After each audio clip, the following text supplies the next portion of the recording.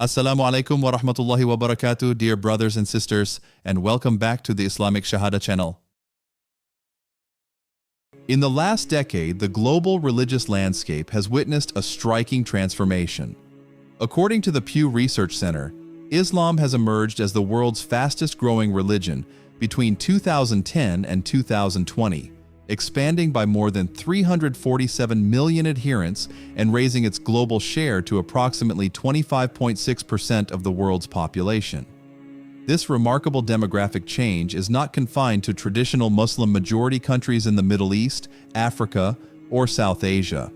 Increasingly, its ripple effects are being felt in East Asia, a region often associated with Buddhism, Confucian traditions, Shinto practices, and secular modernity. In the Asia-Pacific sphere, powerful forces are shaping the way Islam is becoming more visible. Labor migration, international study programs, and global mobility have brought tens of thousands of Muslims into East Asian cities such as Tokyo, Seoul, Taipei, Beijing, and Hong Kong. These migrants are not only temporary workers or visitors, they are building communities, opening halal restaurants, establishing prayer facilities, and creating new cultural networks.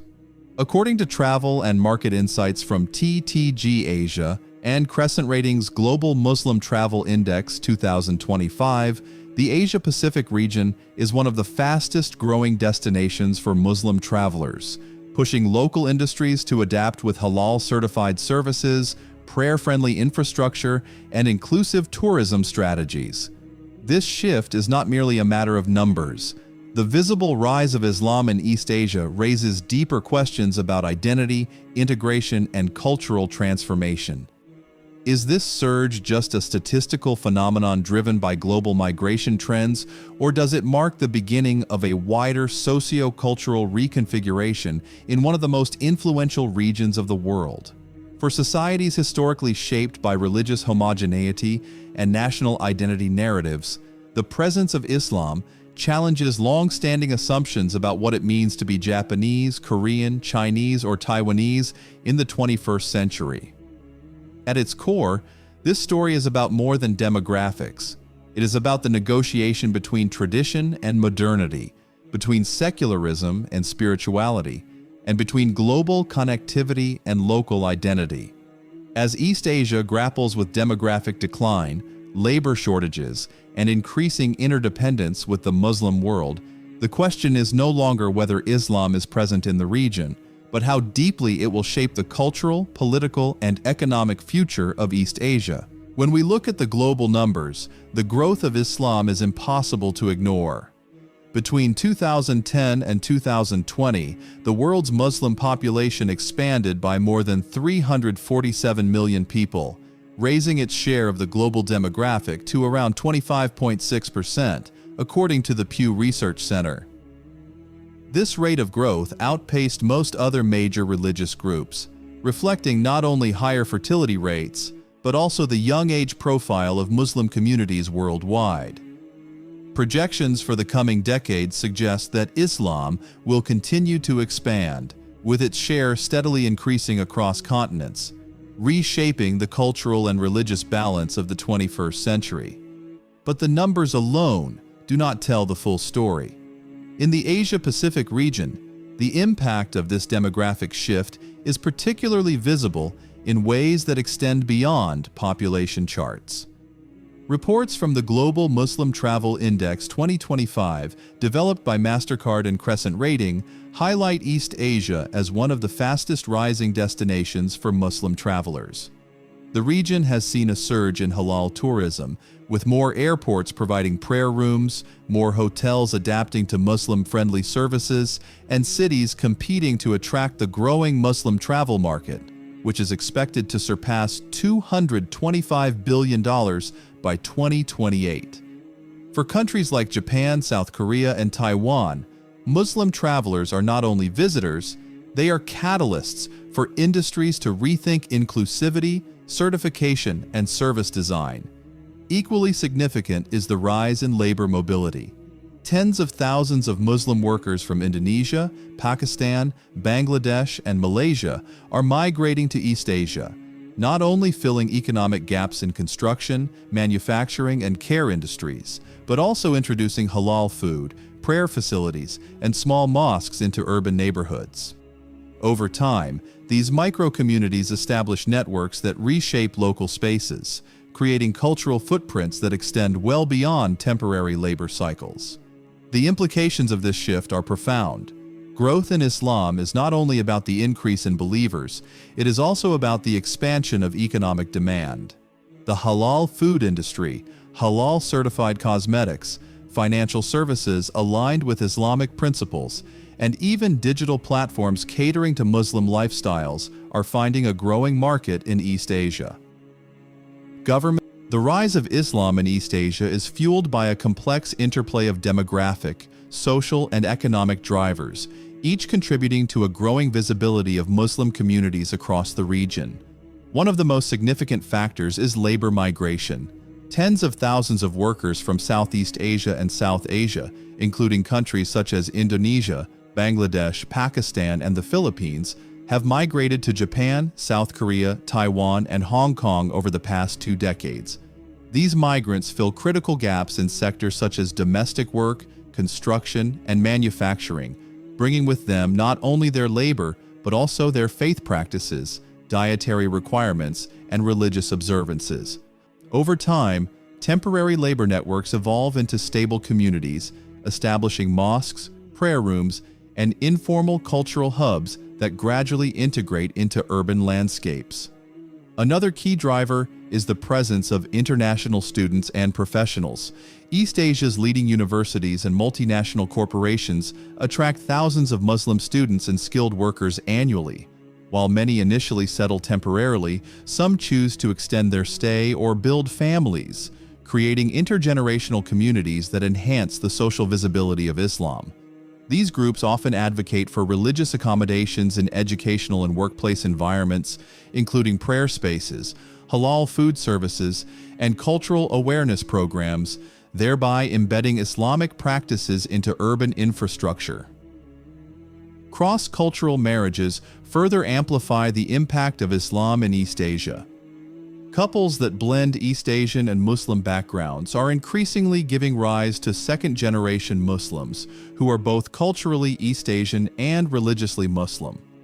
Although the absolute number of such families remains modest, their presence is symbolically powerful, challenging assumptions about religious homogeneity and demonstrating that Islam is not only an imported faith, but one that can adapt and integrate locally.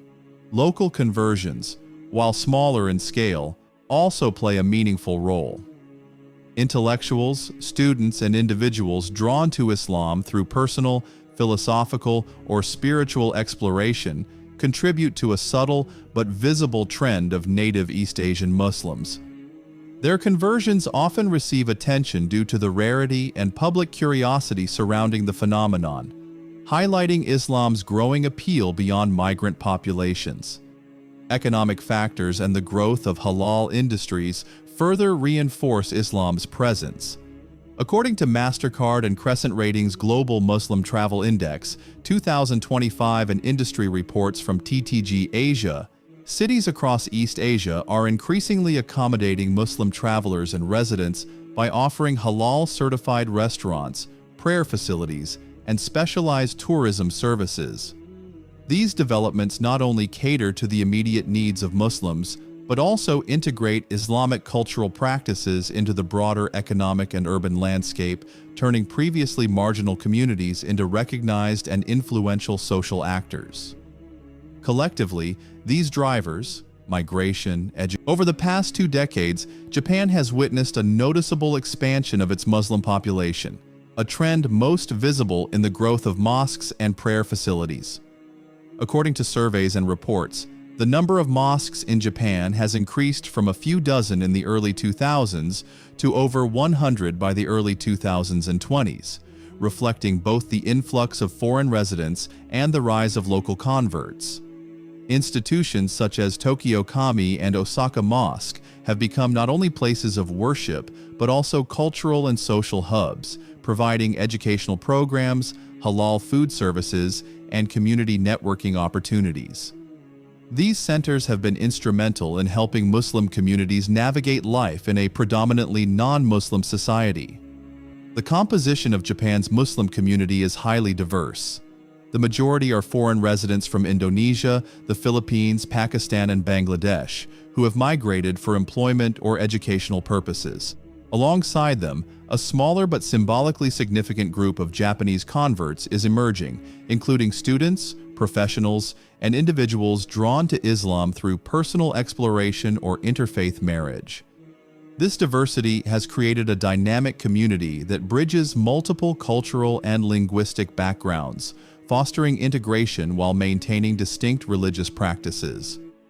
Despite this growth, Muslims in Japan face unique cultural and legal challenges, most notably in the area of burial practices. Cremation is the dominant method in Japan, and the availability of land for traditional Muslim burials is extremely limited. Obtaining permits for Muslim cemeteries can be difficult, and resistance from local communities often complicates efforts to establish burial facilities. These challenges highlight the broader tension between Japan's cultural norms and the requirements of Islamic religious practice, underscoring the need for careful negotiation and advocacy. Administrative hurdles further shape the experience of Muslims in Japan. Community members must navigate complex registration processes, inheritance laws, and local regulations, often in a language that is not their own.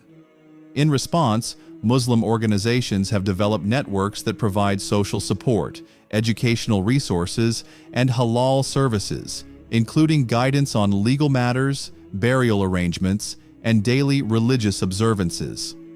These networks play a critical role in sustaining the community, ensuring that both foreign residents and local converts can practice their faith while integrating into Japanese society. Ultimately, the evolution of Islam in Japan illustrates the interplay between demographic growth, cultural adaptation, and institutional development. While challenges remain, particularly in areas like burial practices and legal recognition, the community's resilience and organizational capacity point to a future in which Islam continues to gain visibility and influence within the broader social and cultural fabric of Japan. South Korea, a nation often associated with Confucian traditions and rapid modernization, has seen its Muslim community grow steadily over the past several decades. Seoul, particularly the Itaewon district, has emerged as the central hub for Islam in the country, with the Seoul Central Mosque serving as both a religious and cultural anchor since its establishment in 1976. The community expanded significantly from the 1990s onward, driven by waves of foreign workers, international students, and business professionals arriving from countries including Pakistan, Bangladesh, Indonesia, and Malaysia. These groups have formed cohesive networks supporting each other through communal activities, prayer facilities, halal food access, and social services, thereby creating a visible Muslim presence in a predominantly non-Muslim society. Despite these developments, South Korea's Muslim communities face social and political controversies.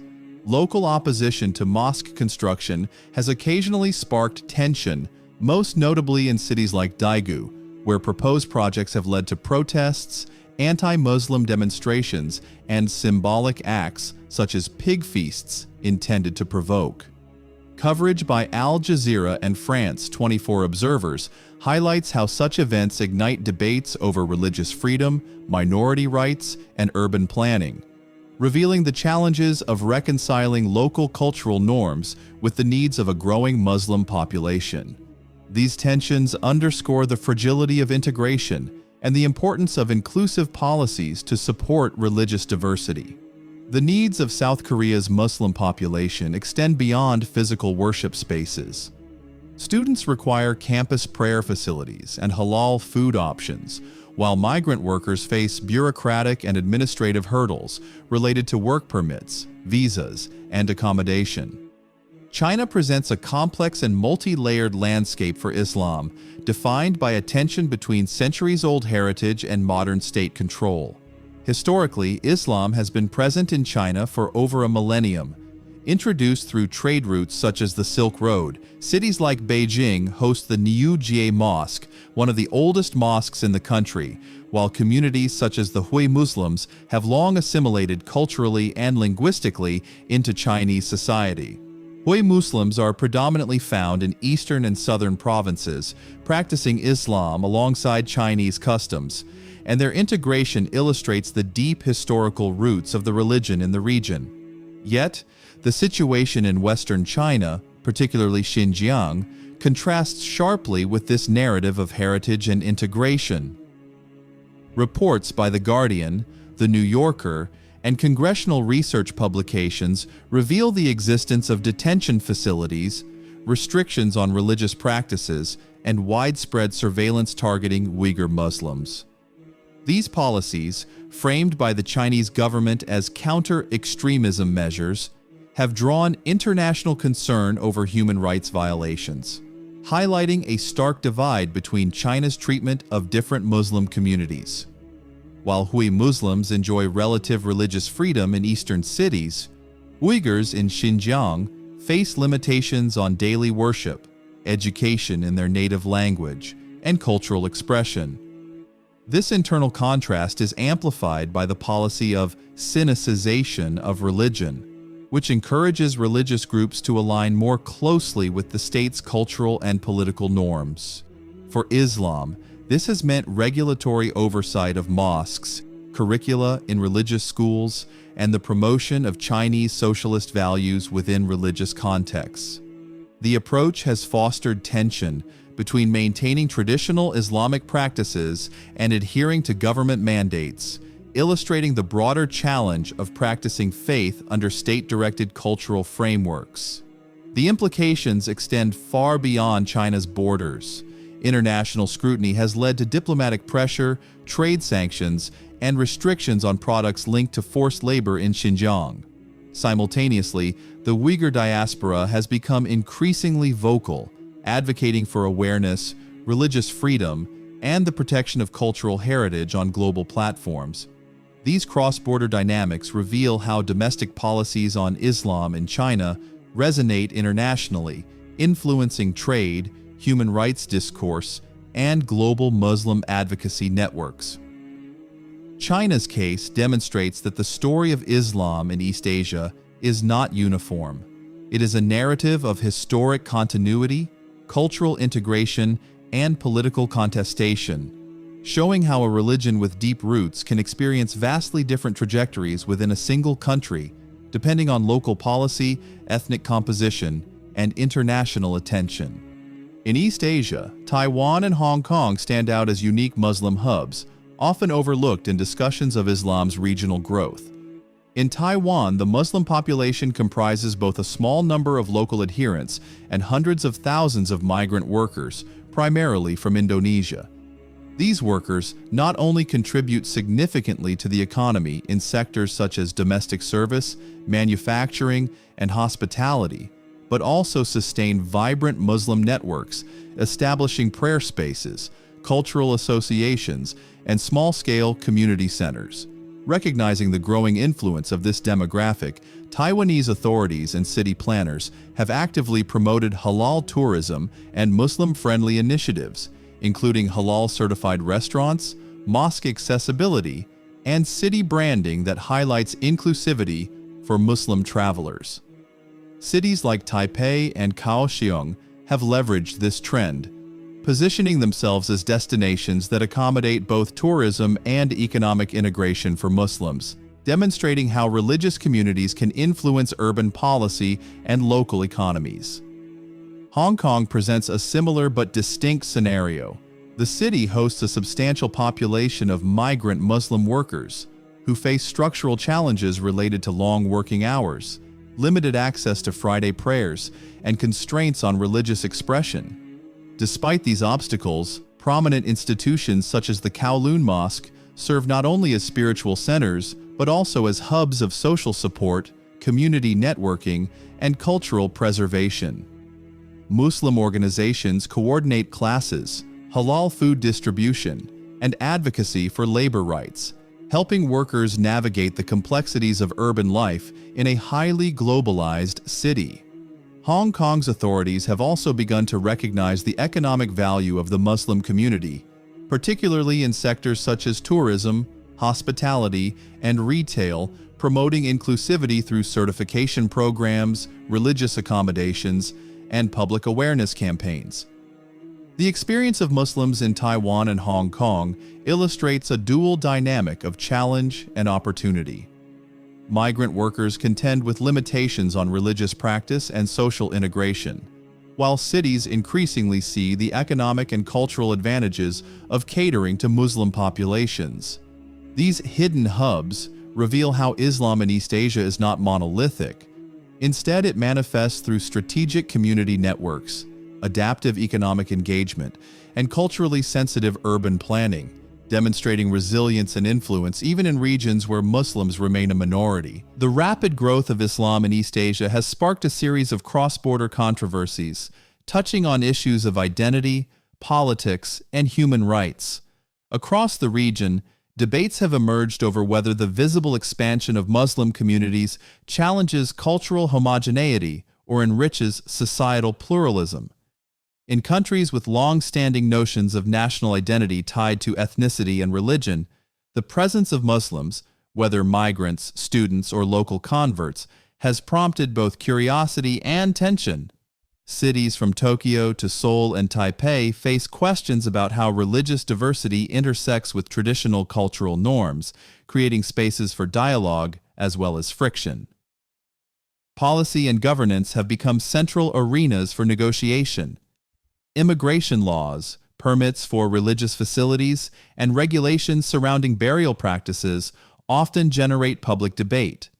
In particular, the certification of halal products, the establishment of mosques, and access to communal worship are frequently contested in municipal councils, reflecting broader societal anxieties about integration, resource allocation, and urban planning. Local governments are increasingly tasked with balancing the religious rights of minority communities with public sentiment and regulatory frameworks, highlighting the complex interplay between governance, social cohesion, and economic opportunity. Human rights considerations and geopolitical dynamics further complicate the picture. International scrutiny of China's treatment of Uyghur Muslims in Xinjiang has led to diplomatic pressure, sanctions, and heightened awareness of religious freedoms across the region. Reports from The Guardian, The New Yorker, and congressional studies have documented issues such as restricted religious practices, detention facilities, and forced labor allegations, prompting debates about corporate responsibility, global supply chains, and bilateral relations. These tensions illustrate how domestic policies on Islam in one country can have far-reaching political, economic, and ethical consequences, influencing trade, international diplomacy, and the global discourse on religious freedom.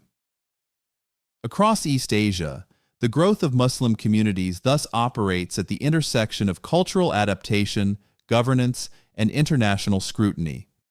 The controversies reveal not only the challenges of integrating minority religions, but also the broader implications of religious pluralism in a rapidly interconnected world. They underscore the delicate balance between respecting human rights, managing political and social expectations, and recognizing the economic and cultural contributions of Muslim populations. Beneath the visible growth of Islam in East Asia lie numerous lesser-known facts and grassroots dynamics that rarely make headlines.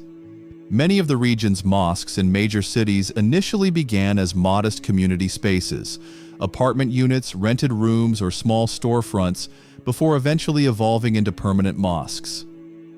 This pattern highlights the bottom-up nature of Islamic growth, driven by dedicated individuals in local communities rather than top-down institutional efforts, and underscores the resilience and adaptability of Muslim populations in urban environments.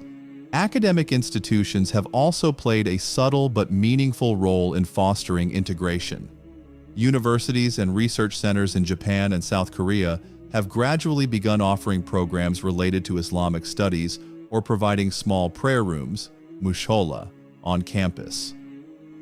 While these initiatives may seem minor, they represent an important shift toward long-term cultural and social integration, creating spaces for both international Muslim students and local converts to practice their faith while engaging in academic life.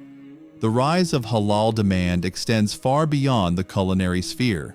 Increasingly, Muslim consumers in East Asia seek halal-certified cosmetics, financial services, and premium tourism experiences, reflecting a growing awareness of Islamic lifestyle requirements. Cities that adopt halal-friendly infrastructure, ranging from dedicated prayer rooms in airports to halal-certified hotels and shopping districts, often witness direct economic benefits, attracting both Muslim tourists and local entrepreneurs. This phenomenon demonstrates that the growth of Islam in East Asia is not only a cultural or religious trend, but also a driver of urban economic innovation, connecting local markets to global Muslim economies in ways that are often overlooked by mainstream media. These hidden dynamics reveal a nuanced picture. The expansion of Islam in East Asia is deeply intertwined with grassroots community efforts, educational inclusion, and economic opportunity, illustrating how religion can shape both cultural landscapes and urban economies without necessarily appearing in headline news. Recognizing these factors allows for a more comprehensive understanding of Islam's evolving role in a rapidly modernizing and interconnected region. As policies Islam continues to grow in East Asia, the region faces a spectrum of social, political, and economic risks that could shape the trajectory of integration and coexistence. Socially, xenophobia and discrimination remain persistent challenges. Migrant Muslim workers often encounter prejudice in workplaces, restrictions on religious practices, and resistance to establishing mosques or prayer facilities. Urban communities sometimes perceive the visible growth of Islam as a threat to cultural homogeneity, leading to local protests, community pushback, or subtle forms of marginalization, which in turn can create tensions between long-term residents and newcomers. Politically, East Asian governments grapple with the balance between cultural preservation and religious freedom. Policies enforcing strict immigration controls, limitations on mosque construction, or regulations on religious observances can unintentionally exacerbate societal friction. Moreover, international controversies, particularly surrounding China's treatment of Uyghur Muslims in Xinjiang, have spillover effects across the region, influencing domestic debates about minority rights, religious tolerance, and urban policy. These geopolitical dimensions highlight the delicate interplay between national security concerns, international scrutiny, and domestic social cohesion. Economically, the expansion of Islam intersects with global supply chains and ethical considerations. The growing demand for halal products, from food and cosmetics to tourism services, offers significant economic opportunities, but also introduces risks related to labor practices and compliance standards. Allegations of forced labor, unethical sourcing, or supply chain violations can lead to trade restrictions, sanctions, and reputational challenges for East Asian businesses. Cities and corporations investing in halal infrastructure must navigate these ethical and regulatory landscapes carefully to ensure sustainable economic engagement with the Muslim population. The growth of Islam in East Asia is a tangible and multidimensional phenomenon, reflecting demographic shifts, economic developments, social integration, and political dynamics. Across Japan, South Korea, China, Taiwan, and Hong Kong, Muslim communities, comprising migrant workers, international students, long-term residents, and local converts, have established networks, prayer facilities, halal businesses, and educational initiatives that contribute to both urban life and regional economies. The trajectory of this growth illustrates not only the resilience and adaptability of Muslim populations, but also the ways in which religion interacts with modern urban societies in rapidly changing cultural and economic landscapes. Yet this expansion also raises critical questions for policymakers, urban planners, and civil society. Thanks for watching until the end. I hope it was useful. Wassalamu alaikum wa rahmatullahi wa barakatuh.